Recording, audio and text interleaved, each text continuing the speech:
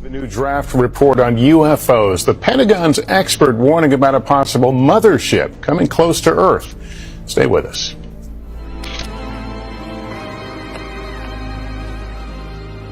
It's Friday. Let's talk about some aliens here for a moment. This is actually pretty interesting. Alarming increase in UFO sightings has the Pentagon's attention. The crafts demonstrate unusual flight characteristics, performance capabilities, technology that, to our knowledge, defies explanation from any country's top scientists and researchers.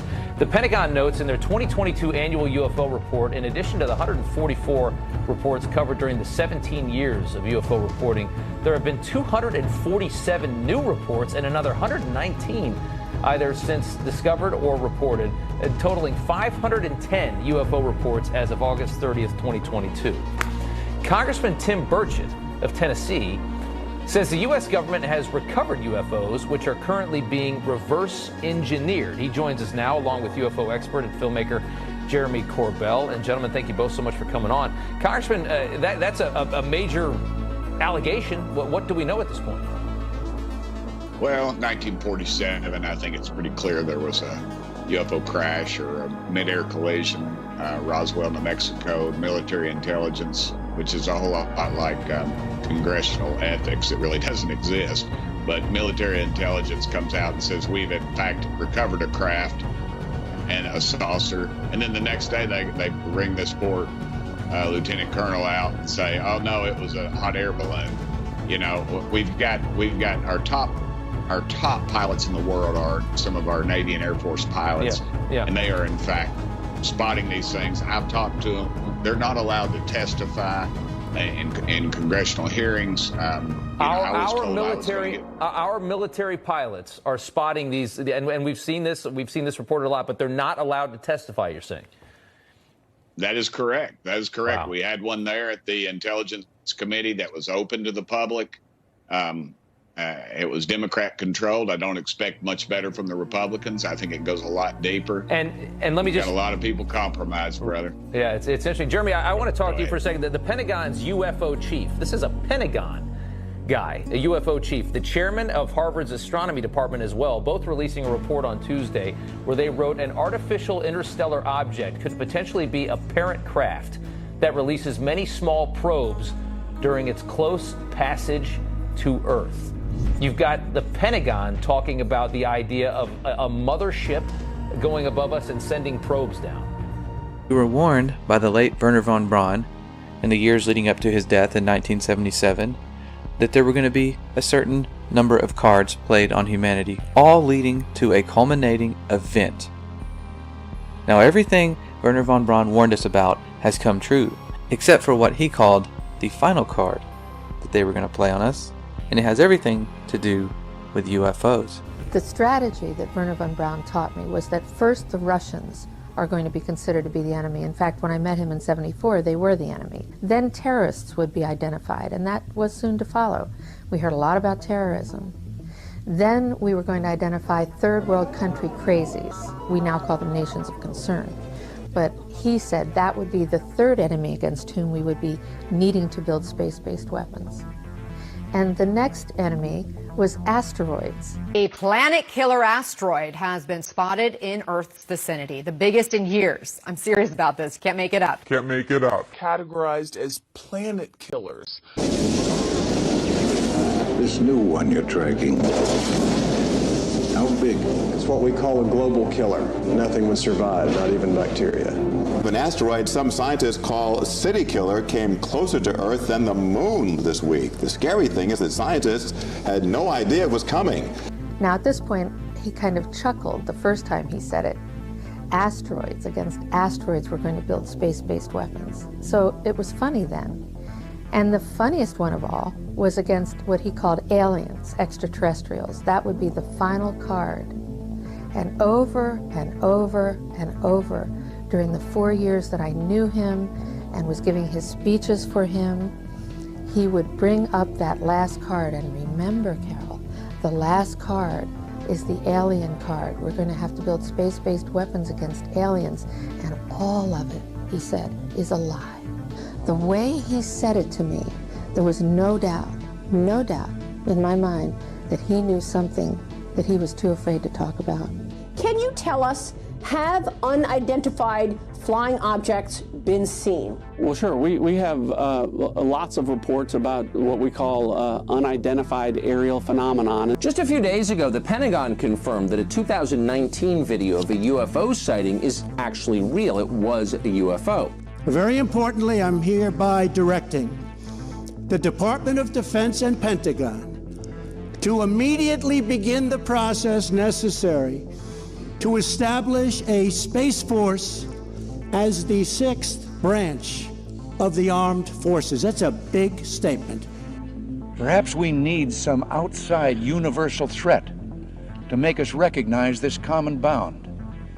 I occasionally think how quickly our differences worldwide would vanish if we were facing an alien threat from outside this world.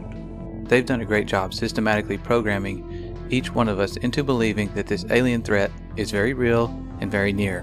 But what they don't want us to realize is what ancient accounts actually say about these beings.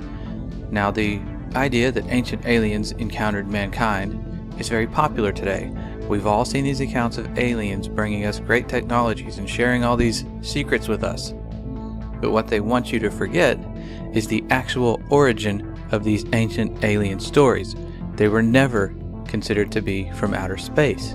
They were considered to be fallen angels. Could we reinterpret the story of fallen angels as beings not from heaven, but from Mars? Accounts dating back thousands of years depict an angelic race of people coming down and sharing their technologies and their ideas with mankind, even producing offspring. But they want us to forget that and replace it with this idea of ancient aliens from space. And they have to, because that's the only way this deception is going to work, is if we don't understand what's going on. Now, if we look back at the origin of the modern alien abduction era, we'll see that it has a very demonic undertone. And look at this character right here, Aleister Crowley. He's out there in January through March of 1918 doing a series of magical experiments called the Elantra workings, in which he is said to have opened a portal to another dimension, allowing an entity, I believe a demon, named Lamb, to enter through it. Now, this is the drawing that he made in 1918 of this character that he apparently had some interaction with. You know, if you look at this picture, it's curiously similar to something we might call an alien gray today in pop culture. So, you know, it doesn't take a whole lot of research on this character to realize he was into some really, really dark stuff. So why did I bring this up? This is, 1918 time frame. Well, you have this character who's very much a part of the early space program, Jack Parsons, who is basically a disciple, practically an heir apparent to Crowley and all of his activities. Well, supposedly, Crowley's portal was further enlarged by Jet Propulsion Laboratory founder and rocket fuel scientist Jack Parsons. Okay, this is the guy who's one of the founding members of JPL. It was a big part of NASA and the space program. And he's out there with Scientology and Dianetics founder L. Ron Hubbard in March of 1946 at a location that later became known as Area 51. They're doing all kinds of ceremonial sex magic, and they called it the Babylon working. And it's very similar to the Elantra working, based on ceremonial sex magic. But unlike Crowley, however, they were not as adept at opening and closing portals, and theirs apparently stayed open, and the modern UFO era began 1 year later, in 1947, the same year Crowley died. So, this is all going on about the same time you've got Admiral Byrd going down there for Operation High Jump. And a decade later, we got the founding of NASA. And these are the characters, okay? Freemasons, Nazis, and occultists creating the space program. I remember the conversation very well. This is a person I respected tremendously, very, very senior person. He told me, he said, "Lou, I want you to stop doing this." I said, "Okay, sir, I certainly can, but may I ask why?" And he says, "Well, we already know what it is." Now, at that moment, I honestly thought maybe it was our own technology. I was running up against some super uber secret sap, and they were telling me to stop. And I said, "Okay, sir, so it's ours?" And he said, "No, that's not what I'm saying." And he said, he asked me point blank, "Have you read your Bible lately?" And I wasn't quite sure where he was going with that. And I said, well, sir, I think I know what it says. Where are you going with this? And he said, well, then you would know that these things are demonic and we should not be pursuing them. Yeah. And he wasn't kidding. That's exactly how he felt. So this is a Pentagon, this is a Department of Defense official saying, stop looking at UFOs because they're demonic? Correct. Before we can actually fully appreciate just how big this deception is going to be, we have to uncover the underlying deception, the one that puts this whole thing to rest.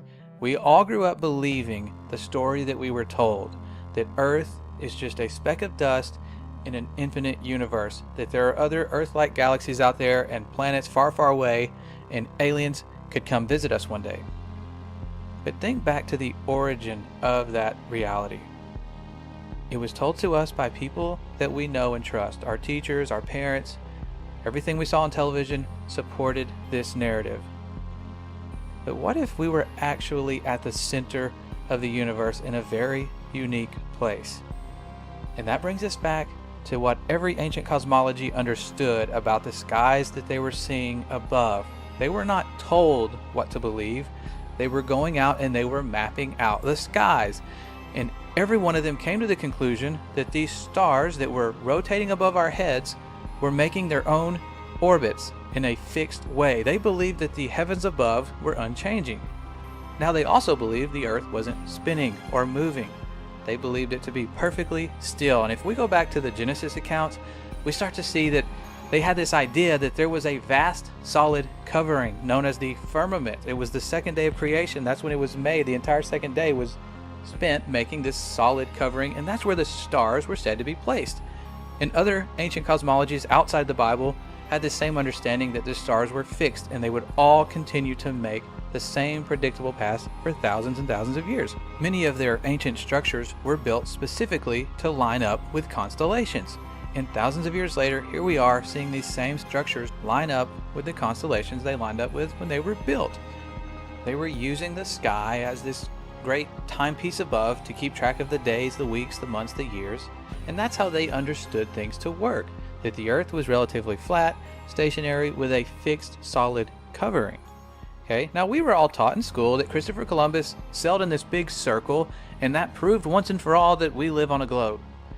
But ancient maps, even after Columbus sailed his big circle, still showed that the earth was flat and stationary, with Antarctica being the edge. And what we all considered as settled science, that hundreds of years we've just known that the earth was a ball in infinite space, it was a highly debated issue until very recent history. And they were actually teaching the earth was flat in schools as recently as the 1920s.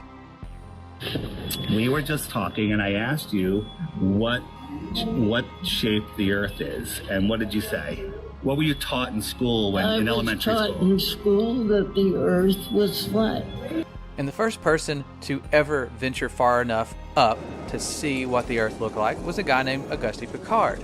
Most of us have never heard of this person because when he made it to the stratosphere, he said he saw what appeared to be a flat disk with an upturned edge. Now, after Auguste Piccard ventured to the stratosphere, we have the U.S. Air Force showing us the stars from space for the very first time. And when you look at what they showed us, what they actually saw, you begin to understand why the moon landings never had stars in the background, why they're not showing us stars from space anymore, because it's very difficult to pull this off. The sky is deep black. As you can see the stars. Oh yeah. You know, and pretty much all the time you can see the stars. The sky, of course, was black. The heavens are 10 times as bright, stars 10 times as numerous. And we could not see stars. The thing about Carl Sagan, billions of stars, there really are billions and billions of stars, and you can see them. It's an unfathomable blackness, like with a texture you feel like you could stick your hand into. And that's when things start to get weird, because people have gone back and looked at declassified documents that for some reason keep mentioning a flat, non-rotating Earth. Over and over again, it's in their flight plans, it's in all their working models. This flat, stationary Earth repetitively keeps showing up. if it doesn't exist, there'd be absolutely no reason to base all of your science on it. Something else shows up. In the 50s, in Russia, they had documents describing the firmament. And deals. It's a long fly ball going back, and the ball shatters the sky, bringing the ocean itself down into the stadium. Oh, Simpson just broke this dream's reality wide open. And we take for granted our entire view of the universe hinges upon the Apollo moon missions. It was actually the first time we ever saw our planet as a whole, and somebody confirmed to us what we're being taught is actually real. We found a very unique reel of footage. And you want me to see this while you have me on camera? Well, and to tell us what it is. An old reel received by mistake. It contains the raw or unedited footage of the crew of Apollo 11, Michael Collins, Edwin Aldrin Jr., and Neil Armstrong, staging part of their mission for nearly an hour. I think when you see the footage, you'll see that it's very extraordinary, one of a kind, behind the scenes type of footage. Yeah. Well, if it is, why do you have access to something that no one else has seen before? Serendipity, I guess. Though the federal government would have you believe that this is a view of Earth from a distance out of the spacecraft's window as it nears the moon, it is not. What they have ingeniously done is placed the camera at the back of the spacecraft and centered the lens on a circular window in the foreground. Turn the camera off, please. As they perfected the shot, a crescent-shaped piece of black material was inset slightly into the window to create the illusion of the Earth's terminator line dividing night and day. It is uncannily convincing. If you show this publicly, you're open for a lawsuit. Here is the diffused work light that they used to see camera controls, but not throw light onto the spacecraft's wall. Finally, the iris is opened up, and you can see the real location of the camera, and the very bright and near Earth out the window. You're talking to the wrong guy. Why don't you talk to the administrator at NASA? We're passengers. We're guys going on a flight. Now maybe we could say they faked the moon landings. But what about every single space agency after this? We're putting our trust in people to be honest and show us exactly what they're seeing. They would have no reason to lie about going to space, being on a space station. But that's where things start to get even weirder, because we're catching them making big mistakes. They're having CGI glitches. Their wire harnesses are not working correctly. If you do enough searching, you will find clip after clip of NASA fails. These people messing up in the middle of what's supposed to be a live feed, because even with the best technology, things screw up.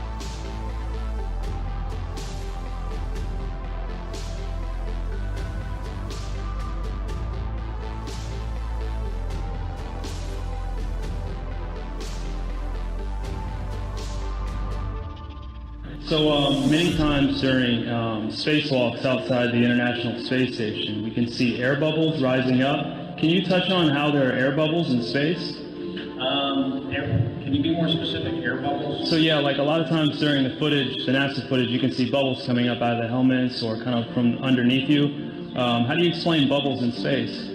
Yeah, I'm not sure exactly what you're talking about. Now sometimes you get water in the helmet, and it's either from sweat or from the cooling garments. And in some of my spacewalks, I had like water in the helmet, not like I was going to drown in the helmet, but just little bits of water probably came from sweat. Often on the outside of the space station, you'll liberate little pieces of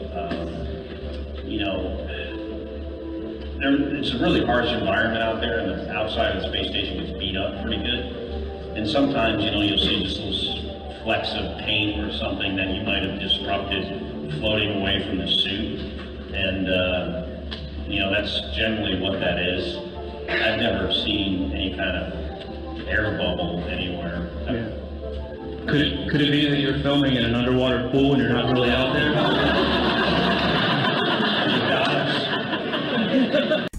Now, you and I could put this whole thing to rest ourselves by going to space. Civilians could go to space. They've been promising us this for years. We can just take a rocket and go to space, right? They are working on it as we speak. In a year's time. In the last few months. Early next year, very few months. Sometime next year. By the end of the year, we should be taking members of the public into space.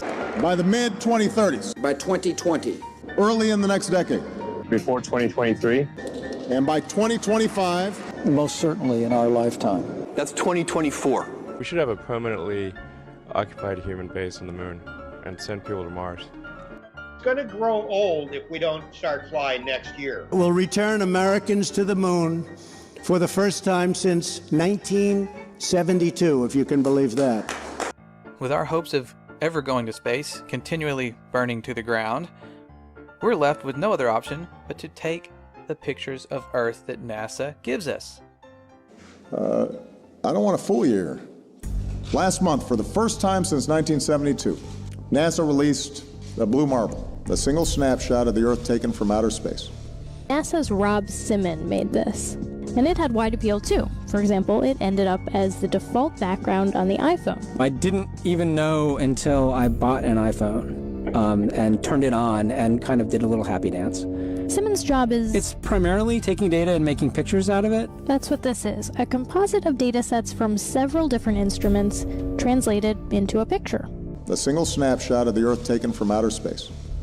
To us, the really cool thing was the data set. Up until that point, there was no realistic color map of the globe anywhere. There's artistry to creating the world. What I imagine it to be. Unfortunately, I'm not an astronaut. I've never been to space. But I've looked at these images over and over again, trying to sort of get the essence of it. It is photoshopped, but it has to be. The only time we ever see curvature from any high altitude balloons or anything that was sent up, it's created using a fisheye wide-angle lens effect. We saw this during the Red Bull jump. Anytime they send up something on television, you're going to see this curved horizon, but it's the result of this wide-angle lens.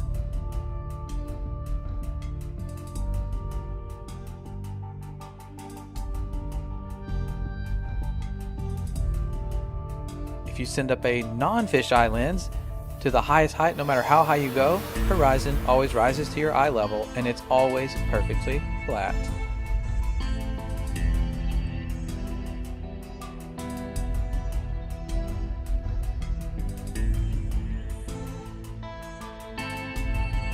We could also go to satellite footage. After all, aren't there thousands of satellites orbiting the Earth right now?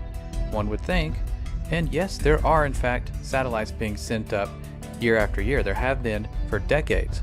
The only problem is these satellites are launched on balloons, and they have been falling down all over the world. For a Michigan couple when a satellite crash landed in their backyard, and their reaction? Priceless. You never know what's going to happen. This baby fell out of the sky and landed in our yard. We've had a problem here. Forget it, Bart. It's so bright out you can't see anything in the sky except the Fox satellite.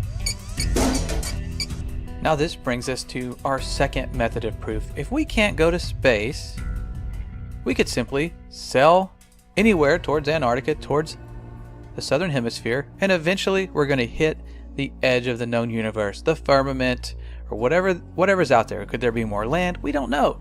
But we could go prove for ourselves by circumnavigating north to south. The only problem is no one's allowed to do this. The Antarctic Treaty prevents it. You can take a guided tour. They'll take you to a fake South Pole and tell you, okay, this is where it is. But independent exploration is prohibited. It's guarded heavily by the military. You can't just go to Antarctica and check it out for yourself. Antarctica has effectively been off limits since December of 1959, and this was signed into law and agreed upon by over 50 countries. That should raise a little bit of concern. Why would a icy continent be off limits? Well, that's something we may never find out. Admiral Richard Byrd, one of the first people to really explore Antarctica, came back making bizarre claims of resources and in a time when Antarctica would be highly sought after by other nations. He also talked about unexplored land beyond the South Pole. Admiral Byrd, you've been to both the North Pole and the South Pole. Is there any unexplored land left on this Earth that might appeal to adventurous young Americans? Yes, there is. And not up around the North Pole, because it's getting crowded up there now, because they find out it's really usable, not only to live in, but militarily. But strangely enough, there's left in the world today an area as big as the United States that's never been seen by a human being. And that's beyond the pole on the other side of the South Pole from Middle America. And I think it's quite astonishing that there should be an area as big as that unexplored. This is a tremendous So there's a lot of adventure left down at the bottom of the world. Admiral, do you hope to see that? I do. Okay, so we can't personally go high enough to see this planet or sail far enough away to see if there is an end to this Earth or some land beyond Antarctica, but we do have a chance to watch rockets launch. They go up all the time. You can watch these rocket launches that seem to be happening more and more, but you have to wonder why they're taking this curved path and they're not going straight up. Now, the official answer is they're taking some curve with gravity, and there always will be some cover story for why they can't go straight up. But the big question is, why are we now stuck in low Earth orbit? We seem to get past it multiple times during the Apollo missions. The moon is well beyond low Earth orbit, but now we're stuck, and NASA will tell you for themselves. Right now, we only can fly in Earth orbit. That's the farthest that we can go. As we get further away from Earth, we'll pass through the Van Allen belts, an area of dangerous radiation. We must solve these challenges before we send people through this region of space. Any ill effects from the Van Allen radiation belts? No. Now, I'm not sure we went far enough out to encounter the Van Allen radiation belt. Maybe we did. The belts are 1,000 miles to 25,000 miles above the Earth. Then we went right out through them. No effects on your cells? Didn't even know it. I don't think anybody, well, maybe somebody said you went through the radiation belt, but we didn't feel it inside. I'd go to the moon in a nanosecond. The problem is we don't have the technology to do that anymore. We used to, but we destroyed that technology, and it's a painful process to build it back again. This next generation spacecraft will enable America to explore beyond low Earth orbit. One thing I really want your generation to embrace is that the Earth is a closed system. We cannot leave the Earth. So what about the proofs we were actually given for this Earth being a globe, other than pictures and NASA? One of those, the first that I recall, is boats going over the curvature.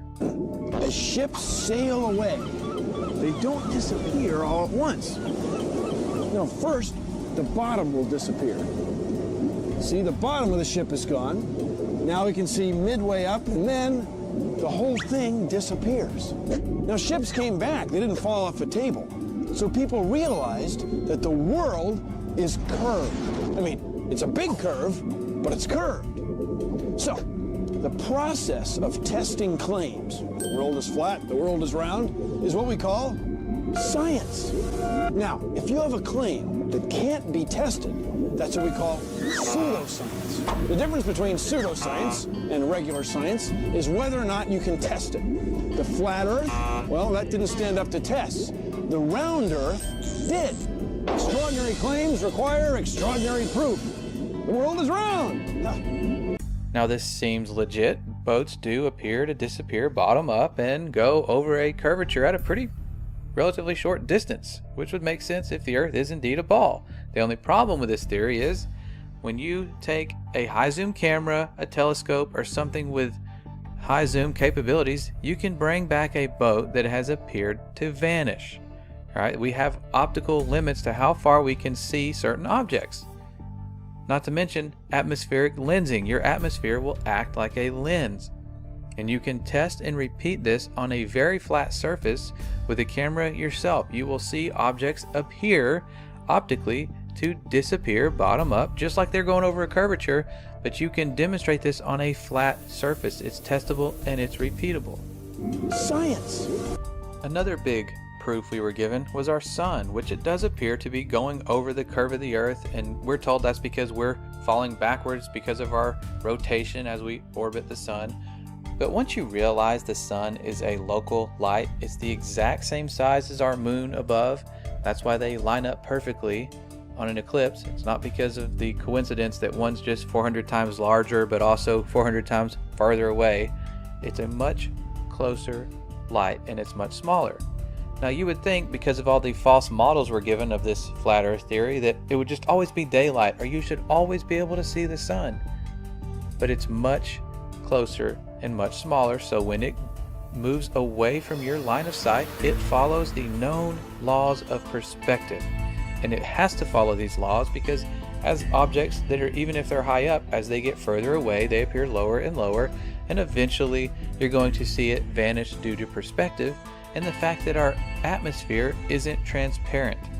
It might be clear for certain distances, but eventually everything's going to fade out.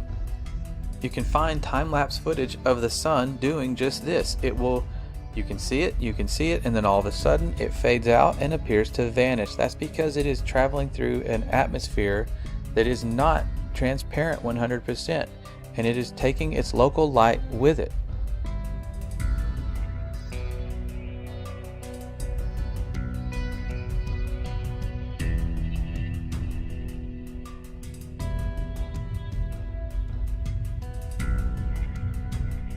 Perhaps the greatest trick of all was convincing us that we are simply another planet. We all learned the planets in school, we had songs, we built solar system models, and when we looked up and saw these lights in the sky, we assumed that we were simply a light in someone else's sky. It was a really good trick because that is the one that most people go to. How are we not round if other planets are round and we are assuming these lights to be other planets? But when they send us these images of other planets, you have to read the fine print and wonder why they rely so heavily on CGI.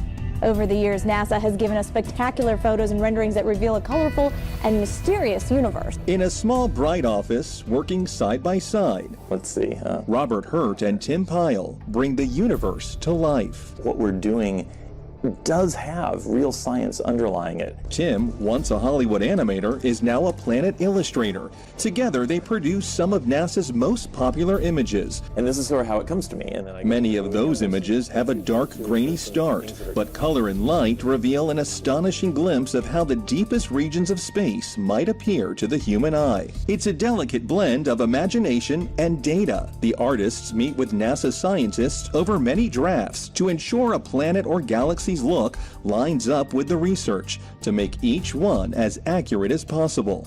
I love the challenge. It's kind of like a puzzle to me of trying to create something that looks really cool within the restrictions that were given by the scientists. It can take days, even weeks, to produce just a single image. The dazzling final results, enough to keep us all dreaming of the final frontier for years to come. And while NASA struggles to get consistent photos or videos of our planet, they have no problem sending us HD images from Mars. We're expected to just believe these are legitimate.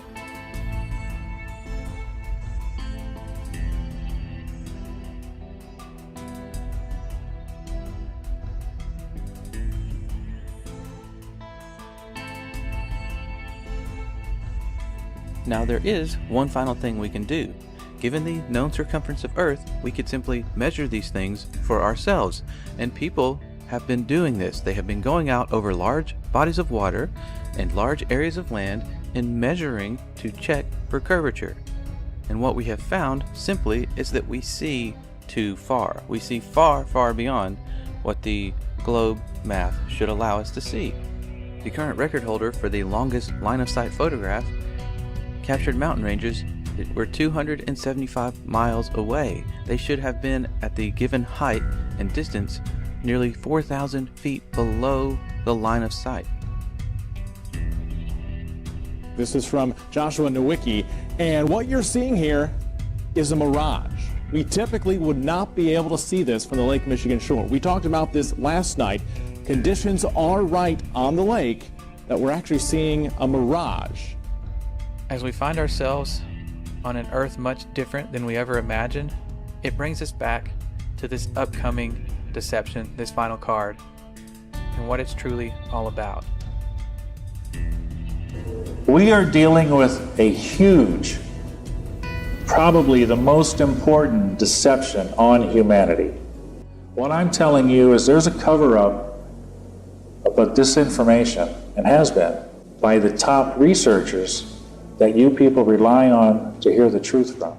Over the next 10 years, I have now worked with over 400 cases of people that have been able to stop the abduction experience in the name and authority of Jesus Christ. These are entities masquerading as high technological aliens, but they can be defeated by one name. And I saw 3 unclean spirits like frogs come out of the mouth of the dragon, and out of the mouth of the beast, and out of the mouth of the false prophet. For they are the spirits of devils, working miracles, which go forth unto the kings of the earth and of the whole world, to gather them to the battle of that great day of God Almighty. A new world order. A world where the rule of law, not the law of the jungle, governs the conduct of nations. When we are successful, and we will be, we have a real chance at this new world order. The new world order. A new world order. A new world order. There's no way for us to know exactly where this alien deception is heading, but one thing is for sure, we are witnessing the fulfillment of prophecies in Scripture that told us we were going to eventually head to a one world government. A great deception is coming. We can count on it, and we have to return to the power of the one who put us here, the one who is going to have the final say.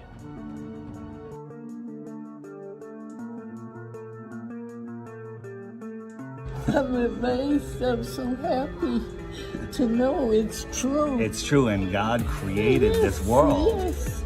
And He's right here in the clouds above, close, not in an infinite universe. So good, right? And I can't get over it. Made me cry. Made me cry too. Yeah. Thank you.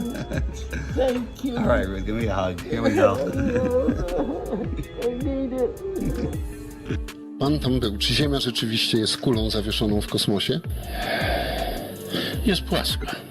Tak jak oczekują i nie spodziewałem się co prawda tego pytania, ale zapewniam pana, że jest płaska. It's the best flat earth proof right behind me. This is what you have to believe in if you believe in the ball. You have to believe that you're spinning faster than the speed of sound, that you're orbiting 66,000 miles an hour, which you can't even fathom that speed, while you're chasing the sun at 500,000 miles an hour, while the whole system is moving sideways at 1.2 miles an hour, right? And all of this is happening, okay? And how it started to happen is ridiculous, but while all of that is happening, this happens. Okay? Oh, dude, you got some great images. I love it. You came prepared. This is the Earth. This is the water at large bodies of water at rest lay flat.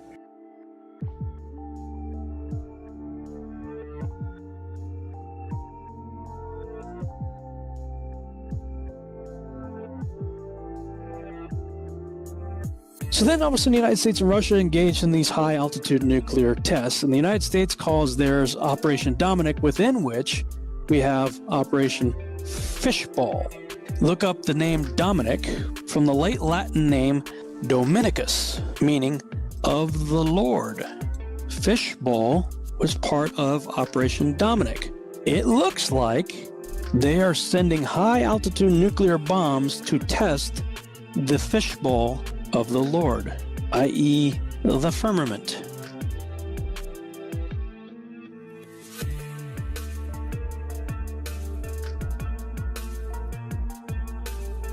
You can tell it's real because it looks so fake, honestly. I was talking with a gentleman from Belcom, and we were discussing the lie.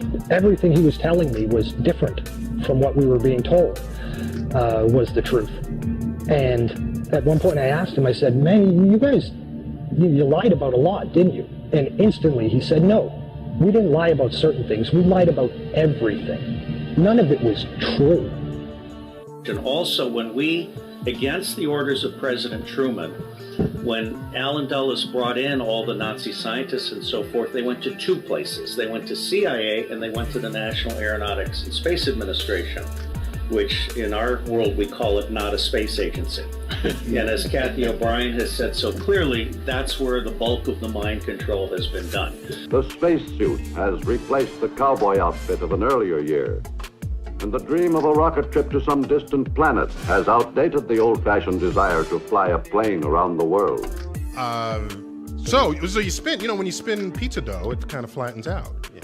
Gets wider in the middle. And so Earth, throughout its life, even when it formed, it was spinning. And it got a little wider at the equator than it does at the poles. So it's not actually a sphere. It's oblate. And officially it's an oblate spheroid. That's what we call it. But not only that, it's slightly wider below the equator than above the equator. A little chubbier. A little chubbier. Yeah. Chubby's a good way. It's like pear-shaped. Check this out. This is from Taiwan to Los Angeles, and Hawaii's out there kind of in the middle. Right about here, there was a medical emergency. Where would you land if you were the pilot? Hawaii. Right, or maybe go to Los Angeles.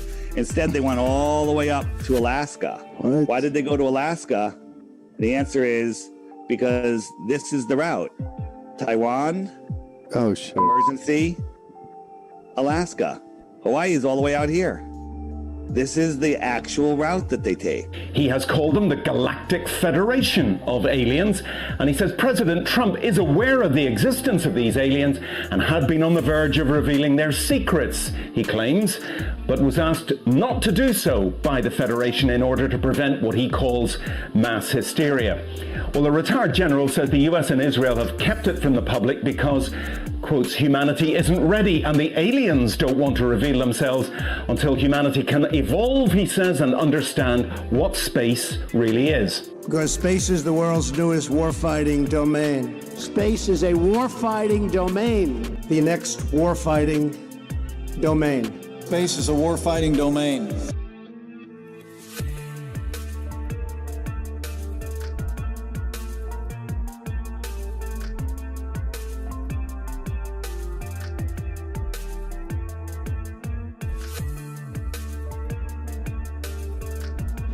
Finally, my brethren, be strong in the Lord and in the power of his might. Put on the whole armor of God, that ye may be able to stand against the wiles of the devil. For we wrestle not against flesh and blood, but against principalities, against powers, against the rulers of the darkness of this world, against spiritual wickedness in high places.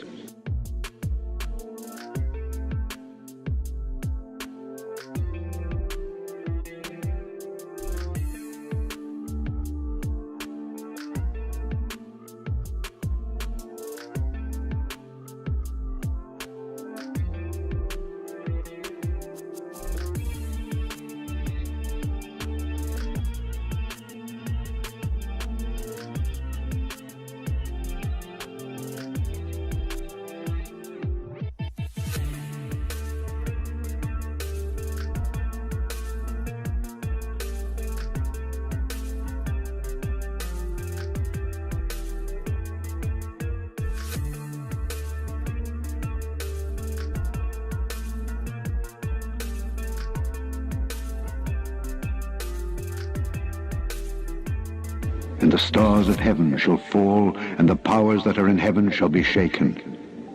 And then shall they see the Son of Man coming in the clouds with great power and glory. And then shall he send his angels, and shall gather together his elect from the four winds, from the uttermost part of the earth to the uttermost part of heaven.